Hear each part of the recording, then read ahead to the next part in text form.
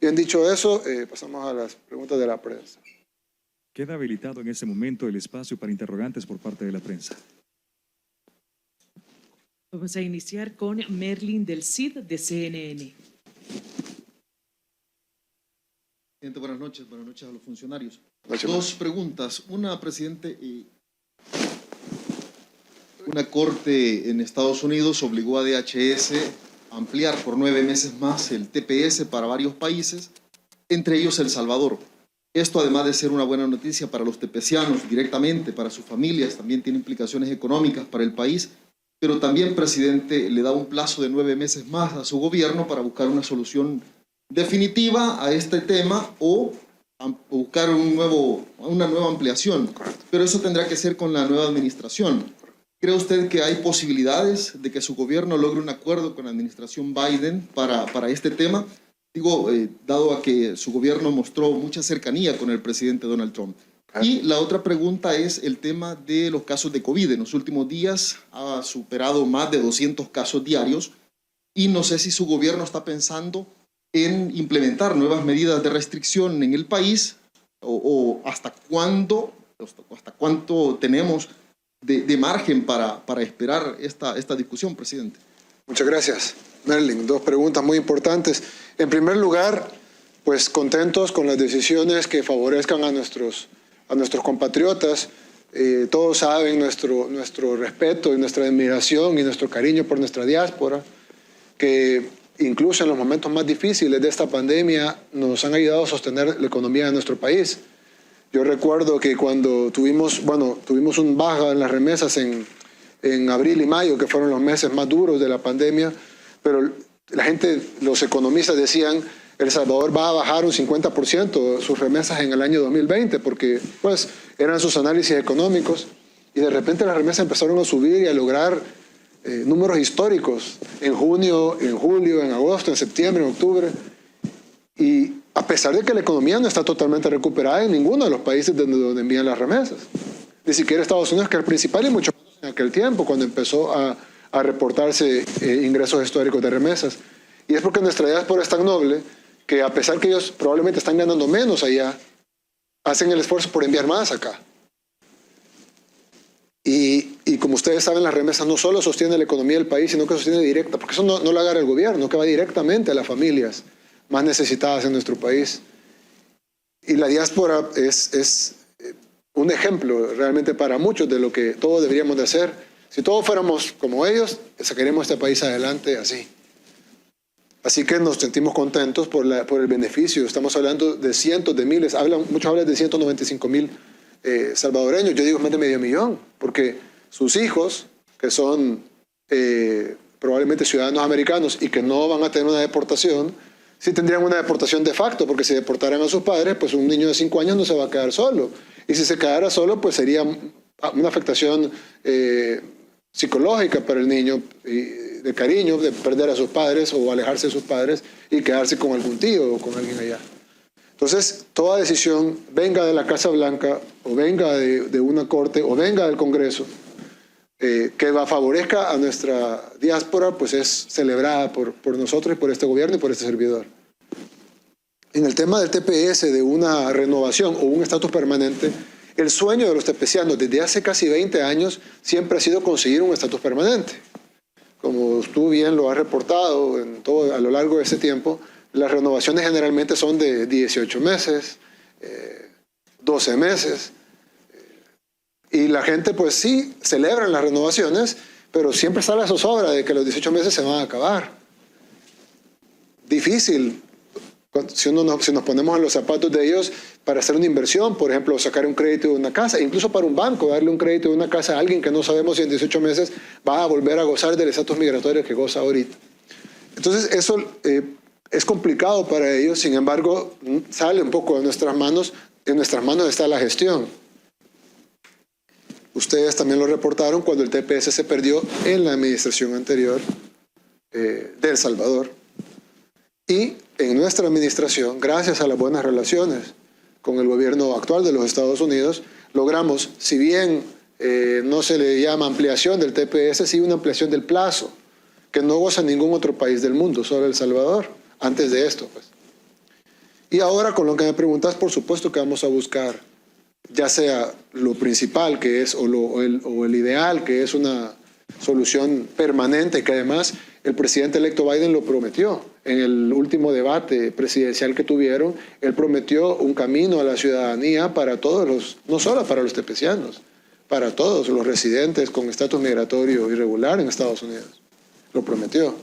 Y entonces nosotros esperamos y vamos a buscarlo, claro, desde la amistad, desde la gestión que podemos hacer nosotros, de que el presidente electo Biden cumpla su promesa con la comunidad latina en Estados Unidos, sobre todo con el salvadoreño. Si no, pues al menos vamos a buscar una prórroga del TPS.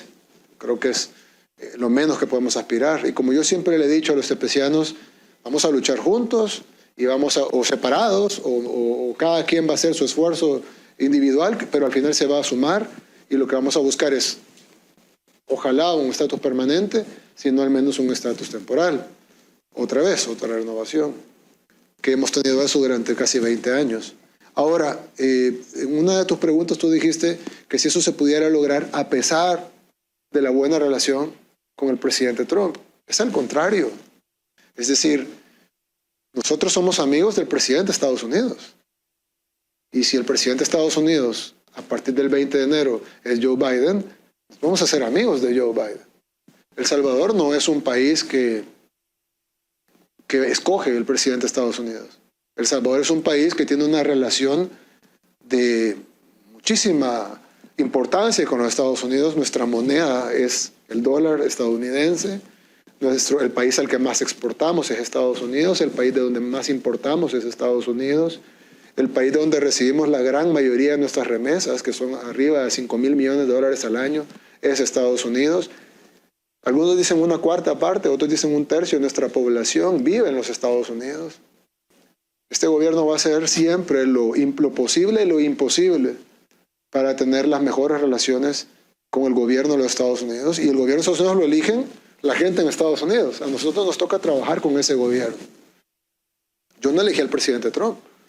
Cuando yo gané las elecciones y me convertí en presidente, el presidente de Estados Unidos, que todavía lo es el presidente Donald Trump, y nosotros nos toca tener las mejores relaciones con él. Y las hemos tenido, gracias a Dios. Gracias a eso conseguimos ampliar el plazo para los tepecianos más que los demás países. Conseguimos que bajaran la alerta de viaje para El Salvador exclusivamente. Conseguimos que reanudaran la ayuda que se había perdido con el gobierno anterior por su apoyo a regímenes que están en contra de los Estados Unidos y por sus comunicados y pancartas de Yankee Go Home, etc. Conseguimos eso. Conseguimos un apoyo sin precedentes para la pandemia. 600 unidades de cuidados, 600 camas de unidades de cuidados intensivos las tenemos gracias al apoyo del gobierno de Estados Unidos. Ambulancias que tienen unidades de cuidados intensivos de transporte, con el que gracias a Dios podemos transportar a un niño que se quemó en Santana en la explosión de una cohetería clandestina. Lo pudimos transportar en una de nuestras ambulancias nuevas que tienen unidades de cuidados intensivos adentro gracias a una donación del gobierno de Estados Unidos actual, del presidente Trump. Pero cuando entra el presidente Biden, hombre, lo mismo. Es decir, vamos a buscar las mejores relaciones. Evidentemente la agenda de ellos podrá ser distinta, debería ser distinta, pues son partidos distintos. Pero nosotros vamos a trabajar con el gobierno de Estados Unidos que los estadounidenses elijan. Y creo que no es la primera vez que cambia de partido, de republicano a demócrata o de demócrata a republicano, y El Salvador la responsabilidad que tiene es tener las mejores relaciones con el gobierno de los Estados Unidos y con el presidente de Estados Unidos. Así que nosotros felicitamos al presidente Biden el día de las elecciones, no, el día siguiente, cuando supo los resultados preliminares. Continuamos teniendo la mejor relación posible con el gobierno del presidente Trump, que actualmente es el gobierno legítimo de Estados Unidos. A partir del 20 de enero lo será el gobierno del presidente Biden y tendremos las mejores relaciones posibles con el gobierno del presidente Biden. Con el tema de COVID, sí, hemos tenido un ligero incremento en contagios. El ministro de Salud, yo le pedí que diera una conferencia de prensa, entiendo que dio una conferencia de prensa al respecto, porque hemos detectado dos cosas. El incremento en los contagios sí ha habido, llevamos varios días arriba de 200, pero el incremento no es tan alto comparado con algo que me preocupa un poco más, y es la cantidad de personas mayores que están llegando enfermas a los hospitales. Es decir, si ustedes ven la ocupación hospitalaria es casi la misma. Por ejemplo, el Hospital El Salvador, de las 1000 camas de cuidados intensivos que tiene disponibles, solo tiene utilizadas 300. Si tiene las mismas 700 camas solo ahí disponibles, son las mismas. Yo todos los días pregunto cuál es la ocupación, y la ocupación fluctúa así, es decir, sube 10, baja 10. No hay más ocupación en los hospitales o algo que sea relevante. El problema es que los pacientes que están llegando son de mayor edad que antes, y creemos que probablemente es por el relajamiento de las medidas. Recordemos de que antes los mayores de edad tal vez estaban cuidando más, estaban usando más mascarillas, salían de la casa, o sus nietos o sus hijos los visitaban con más cuidado. Creemos, por los números, que se ha relajado esas medidas demasiado, y eso está causando que tengamos más pacientes de una edad mayor, y eso trae una tasa de mortalidad mayor, porque obviamente el COVID puede matar a cualquiera, pero es muchísimo más riesgo que le dé a alguien de 60, 70, ya no se diga 80 años o mayor, a que le dé a alguien de 30, por ejemplo. De la misma manera de las otras comorbilidades, como por ejemplo diabetes, hipertensión, obesidad mórbida y otras, cáncer, etcétera, insuficiencia renal, que incrementan la posibilidad de muerte. Entonces, lo que sí hemos visto, y el ministro lo dijo en la conferencia de prensa, es un pequeño aumento. Digo pequeño no porque lo estoy minimizando, ojo, sino porque tampoco quiero decir más de lo que es. Es posible que ese aumento crezca. Ahorita estamos más o menos en 200 y pico diarios. La tasa de ocupación hospitalaria es más o menos la misma, ha crecido un poco, pero si tomamos en cuenta lo que hemos visto, el comportamiento de la población, llenos en los lugares, aglomeraciones, etcétera, cualquiera esperaría que fuera un poco más incluso. No lo es. Creo que juega mucho factor el uso del tapaboca. Yo el sábado pasé por un parque, el parque estaba lleno de gente. Me preocupé, bueno, igual me preocupa, pero hay dos cosas que me reconfortaron. Una de ellas es que estar en un parque es mucho más, tiene mucho menos peligro que estar en un lugar cerrado. Está al aire libre, está recibiendo sol, vitamina D, es un estilo sano de vida, etcétera. Y hubo otras dos cosas. Uno era que la gente iba en grupos familiares, se nota pues porque, digamos, en un caso se veía una señora mayor con una señora menor y 3 niños. Asumo que era la abuelita, la mamá y los hijos, no lo puedo saber, pero se asume. Y un 70% de la gente andaba tapabocas, andaba mascarilla. Eso sabemos que reduce increíblemente la cantidad de contagios. No es lo óptimo, pero entendemos que la gente tiene que hacer su vida. Ahorita no estamos considerando nuevas restricciones, pero estamos monitoreando de cerca el crecimiento en los contagios, que sí lo ha habido, y estamos monitoreando de cerca el crecimiento en la ocupación hospitalaria, que no la ha habido aún, pero lo que sí nos preocupa es la edad de los pacientes, que eso está subiendo la tasa de mortalidad. No es lo mismo tener 10 jóvenes enfermos que tener 10 adultos mayores enfermos. La posibilidad de muerte es mucho mayor. Así que decirle a la gente, las vacunas están en camino, pero todavía no han llegado. Se va a empezar a vacunar con un criterio de que tenga más riesgo, menos riesgo. Esto va a tomar tiempo, no en El Salvador, sino en el mundo. Y mientras tanto, pues las medidas son las mismas. Y al final de cuentas, yo tengo que trabajar, tengo que salir, tengo que ir a comprar, tengo que hacer mi vida, ok, pero por lo menos utilice la mascarilla. Si las dos personas utilizan mascarilla, es decir, por ejemplo, si yo estoy usando mascarilla y hablo con el ministro y los dos estamos usando mascarilla, la posibilidad de contraer el virus, aun si uno de los dos estuviera positivo de COVID sin saberlo, es del 95%. Es decir, se reduce 20 veces la posibilidad con solo el uso de mascarilla. Ojo, veo que algunos de ustedes usan mascarillas N95, KN95, esas que son las mejores, pero cualquier mascarilla funciona. Otros tienen mascarillas de tela, otros tienen mascarillas quirúrgicas. Cualquier mascarilla funciona. Pero ¿funciona más? Sí, otras funcionan más que otras. Hay otras especiales que tienen otros tipos de filtros, pero cualquier mascarilla sirve. Una sirve más que otra, pero cualquier mascarilla sirve. Un pedazo de tela sirve. Porque sabemos que el virus se transmite por las microgotículas y las gotículas se detienen en cualquier pedazo de tela. Aunque el virus, en teoría, tiene un tamaño menor que el poro de la tela, las gotículas en las que viaja el virus no. Entonces, esas gotículas son las que se detienen en las mascarillas. Bueno, no estoy usando ahorita, obviamente, para que el pueblo se me pueda escuchar, pero por eso todos ustedes tienen una apuesta. Eso en el tema de COVID, hacerle la petición a la población, el virus sigue acá, no ha bajado el virus por la noticia de las vacunas. Eso solo quiere decir que hay esperanza para el futuro próximo, pero hoy por hoy la misma amenaza del virus que había hace una semana existe ahora. Así que no relajemos las medidas, si tenemos que trabajar y hacer nuestras actividades, hagámosla, pero el lavado de manos y el uso de mascarilla, entre todos reduce el 95%, con solo que hagamos eso, podemos reducir muchísimo la probabilidad de contagio y por ende la mortalidad. Y, por favor, cuidemos a nuestros mayores de edad y a las personas que tienen comorbilidades como insuficiencia renal, obesidad mórbida, cáncer, hipertensión crónica, etc.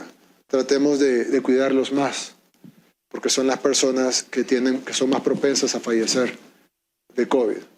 Muchas de las otras personas pudieran tener síntomas leves o incluso no sentir síntomas y tener menos síntomas con la gripe. Pero las personas con comorbilidades sí es más, hay que cuidarlas más.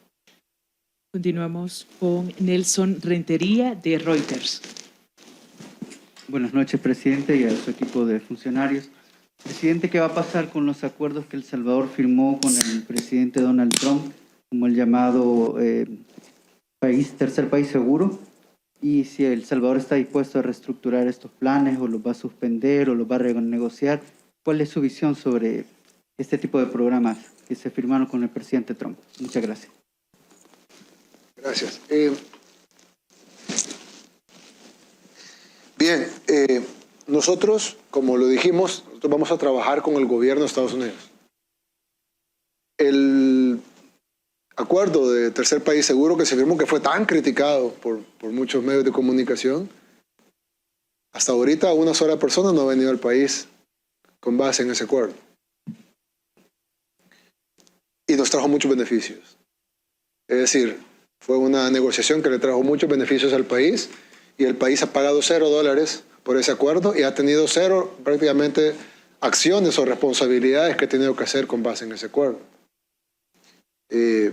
Porque la idea era tener personas que solicitaran asilo en Estados Unidos, pero hasta el día de hoy, y ustedes lo pueden verificar, no hay una tan sola persona con ese estatus en El Salvador. Sin embargo, fue una solicitud del gobierno de Estados Unidos y nosotros estuvimos de acuerdo en firmar. La nueva administración pudiera tener una agenda distinta en ese tema y pues lo vamos a discutir con ellos.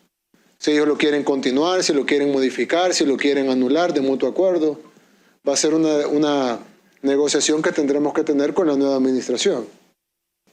Como lo dijimos en la pregunta anterior, nosotros vamos a trabajar de la mano con nuestro aliado, socio y amigo natural, que es los Estados Unidos, y el gobierno que ellos elijan, y vamos a trabajar de la mejor manera posible, y pues ellos, con su nueva agenda que traerán en el tema migratorio, pues nos dirán, y de ahí partiremos en la negociación, si ellos quieren anularlo, modificarlo, en qué forma modificarlo, si fuera, o mantenerlo.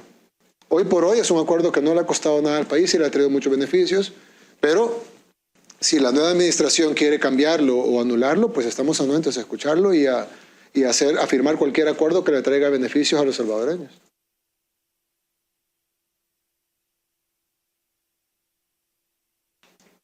Hemos finalizado en este momento. Bueno, si no hay preguntas, solo quería hacer dos temas. Uno es de que hoy recibimos la noticia de que la Sala Constitucional declaró inconstitucional la elección del Consejo Superior de Salud Pública y de las juntas de vigilancia de la profesión médica, la junta de vigilancia de la profesión enfermería química, psicología, bueno, un montón, veterinaria, odontológica, etc. Y le da un año de más de plazo a las actuales autoridades que ya iban para afuera, ya habían terminado su periodo y iba a entrar las nuevas autoridades. Nosotros pues obviamente no nos vamos a meter y respetamos las resoluciones de la sala. En el sentido, la respetamos en el sentido que la vamos a cumplir, no es que respetamos, no es que estamos de acuerdo con su criterio. Sin embargo, nos preocupa, a manera de mensaje, pues nadie se preocupe, nadie está diciendo que no vamos a... las sentencias se cumplen, pero nos preocupa el hecho de que el argumento que se esgrimió para aprobar la ley que la Sala acaba de declarar constitucional después de la controversia que nosotros llevamos con el veto, fue que el argumento que tuvieron los diputados para aprobar ese decreto, que le daba un año más de vigencia a un plazo que se terminaba, era que no quería exponer a los gremios de salud pública a unas votaciones por el tema del COVID, por el tema del posible contagio. Pero, como no se había resuelto la controversia, las elecciones se llevaron a cabo y los gremios fueron a votar. Y los médicos votaron por su junta de vigilancia, y los odontólogos votaron por su junta de vigilancia, y los de psiquiatría, de psicología, de todo, de veterinaria, etcétera, votaron por su junta de vigilancia democráticamente y eligieron las autoridades que ellos quisieron elegir. Protegerlos de COVID sí ya pasó la elección. Entonces, no tiene sentido el argumento. Parecería más bien que lo que quieren es proteger a las actuales autoridades que se queden un año más. ¿Pero con qué argumento? Es decir, ok, tienen el poder de hacerlo, está bien, yo estoy haciendo el comentario.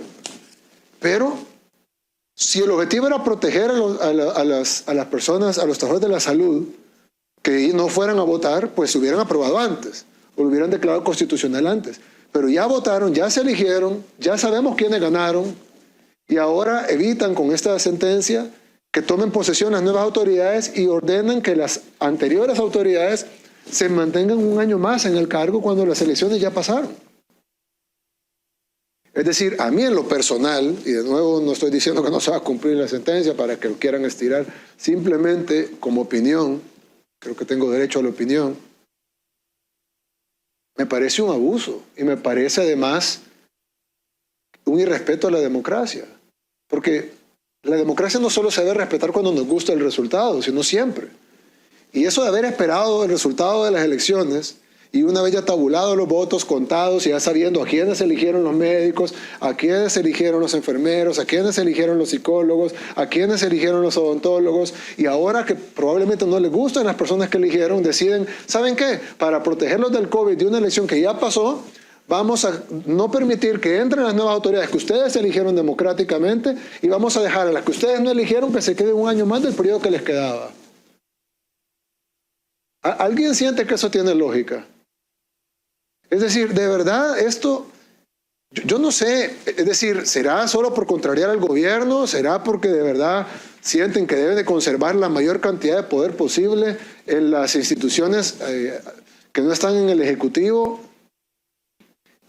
Es una sentencia absurda, no tiene ninguna lógica ni sentido común. Se va a cumplir, claro, porque son los que las emiten, pero yo le pregunto a los salvadoreños, le pregunto a los gremios que han sido burlados en sus elecciones, a todos los que votaron por sus juntas, por los que ustedes quieren que los representen en la Junta de Vigilancia de las Profesiones y en el Consejo Superior de Salud Pública. Yo le pregunto, ahora la sala dice que sus votos no valen nada, que su elección no vale nada, que las autoridades actuales se tienen que quedar un año más y que la gente que ustedes eligieron ya no pueden tomar posesión. Me preocupa porque si hacemos ese tipo de violaciones a la democracia en cuestiones pequeñas en número, pues grande en calidad, pero pequeñas en número, pues qué violaciones a la democracia no pudieran venir en futuras sentencias de elecciones más grandes en número, como las elecciones de alcaldes y diputados que vienen para el próximo año. Entonces, ya que algunos medios, no todos, aquí veo un montón de medios, pero hay 2 o 3 que siempre tratan de estirar las cosas y dicen, ah, sí, dictadura y tal. Yo les quiero preguntar, ¿quién está atentando contra la democracia realmente? Nosotros observamos las elecciones, las vimos, votaron y ya. Los que interfieren en la democracia son otros, interfieren con un pretexto que ya no se puede esgrimir, como evitar que se contagien si ya pasaron las elecciones. ¿Para qué? ¿Para dejar a las autoridades anteriores? Es decir, ojo, porque muchas veces hay mucho escrutinio y está muy bien, y esa es su labor, la labor de la prensa, lo felicito, hagan mucho escrutinio en el Ejecutivo, pero no se les olvide hacer escrutinio en los otros lados, porque en sus caras están pasando las cosas y no hay ni siquiera un artículo o alguien que diga, miren, pero eso es una violación a la democracia, o esto es una dictadura. Nada. Silencio, como que fuera algo normal. Es más, esperando más bien si nosotros vamos a hacer algo. Entonces, para noticias no vamos a hacer nada, pero creo que sí deberían resaltar los golpes a la democracia que se están dando de parte de otros órganos de Estado. Y el otro tema es que mañana está la votación, que básicamente como todos ustedes saben, creo que nadie de los que está aquí no sabe que es una votación arreglada, que ya tiene los argumentos de la defensa, lo cual es una violación al debido proceso y a la presunción de inocencia. No, es que eso se va a definir en un juzgado, dicen. Bueno, y con el caso de Norman Quijano, ¿por qué no lo quitaron el fuero y que se viera su presunción de inocencia en el juzgado? No, porque el diputado Norman Quijano dijo, yo no confío en el sistema de justicia en el país. Y nadie dijo nada, nadie dijo, el diputado Quijano dice que no confía en el sistema de justicia en el país. No, se quedaron callados. Los diputados vinieron porque no confiaban, querían proteger al diputado, no lo desaforaron, a pesar que habían videos, habían pruebas irrefutables prácticamente de que sí había cometido un delito. Y no le quitaron el fuero. ¿Por qué? Porque evidentemente es un proceso o un preproceso que tiene que tener garantías. Y sin embargo, no le quitaron el fuero a pesar que debieron habérselo quitado por la cantidad de pruebas irrefutables y el delito real que había cometido. Y ahora le quieren quitar el fuero, bueno, no le quieren, le van a quitar el fuero al director de la policía, bueno, no al director de la policía, al viceministro de seguridad, pues el director no se lo pueden quitar porque no lo tiene, aunque es la misma persona. Le van a quitar el fuero al viceministro por no haber querido cometer un delito. Tienen 10 meses de estarle diciendo a la policía que ellos deben de rehusarse a cumplir órdenes ilegales. Eso es lo que tienen 10 meses de estarle diciendo. Ustedes no deben de cumplir órdenes ilegales, no importa si vienen del mismo presidente. Bueno, la fiscalía, perdón, no fue la fiscalía, la asamblea le da una orden ilegal al director de la policía y le dice, vaya a tener por apremio, se ha esposado al ministro de Hacienda, porque no vino a la reunión cuando el ministro de Hacienda estaba en el Salón de la Par presentando el presupuesto general de la Nación, que le toca por ley presentarlo ese día, y por tradición se presenta el 30 de septiembre. Y los diputados, obviando que tiene una excusa válida, notoria y totalmente irrefutable, lo mandan a traer por apremio. Además, no le avisaron que le iban a traer por apremio si no asistía y que no hubiera podido de todos modos. Y además, él goza de fuero, entonces no puede la policía llegar y esposarlo, tener que quitarle el fuero primero. Si no esposáramos a Norman, lo lleváramos por negociar con pandillas de una vez, pero no podemos porque tiene fuero. Entonces, ¿por qué se respeta el fuero de Norman, pero no se respeta el fuero del ministro? Ojo, que el delito de Norman fue negociar la vida y la sangre de los salvadoreños a cambio de votos. El delito del ministro fue no ir a una reunión a la cual estaba convocada otra reunión en el Salón de la Par, para ver la diferencia de delito. Y sin embargo, la fiscalía lo ve como un gran delito y presenta que se le haga un antejuicio al director de la policía y viceministro de justicia por no haber cometido una ilegalidad al ir a traer esposado al ministro de Hacienda. Y los mismos diputados que no le quitaron el fuero a Norman Quijano, hoy se lo quieren quitar al director de la policía. Ya sabemos que lo van a hacer, no estoy reclamando ni haciendo ningún llamado ni exhortación a que no lo hagan porque ya sabemos que esto está planchado desde mucho antes de que... O sea, ¿para qué escuchan a la defensa? ¿Para qué escuchan alegatos? ¿Para qué escuchan pruebas? ¿Para qué ven pruebas? Si de todos modos ya saben que con aritmética lo van a hacer. El proceso está viciado, se va a caer en cualquier juzgado si son mínimamente justos. Pero eso solo ejemplifica realmente la clase de asamblea legislativa y la clase de diputados que tenemos, su mayoría, sí, abusan de su poder, pudiera llamarse una dictadura legislativa. De hecho, me han quitado casi todo, entre ellos y la sala, me han quitado casi todos los poderes que tiene el presidente en la Constitución.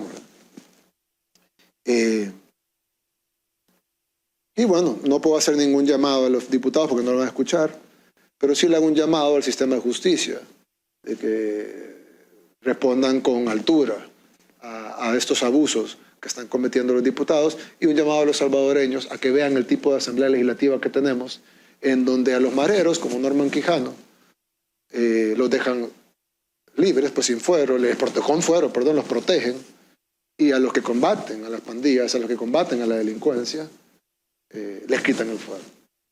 Esa es la justicia en nuestro país, por lo menos del lado de los diputados. Ya veremos en el sistema de justicia. Así que otra muestra al pueblo salvadoreño de que necesitamos otra asamblea legislativa. No este gobierno. Este gobierno ha estado trabajando con una asamblea opositora y podemos seguir trabajando con una asamblea opositora. Pero si de verdad quieren que este país cambie, es muy importante que cambie la asamblea legislativa. Muchas gracias. Desde el despacho presidencial, este fue un mensaje a la nación del señor presidente de la República de El Salvador, Nayib Bukele.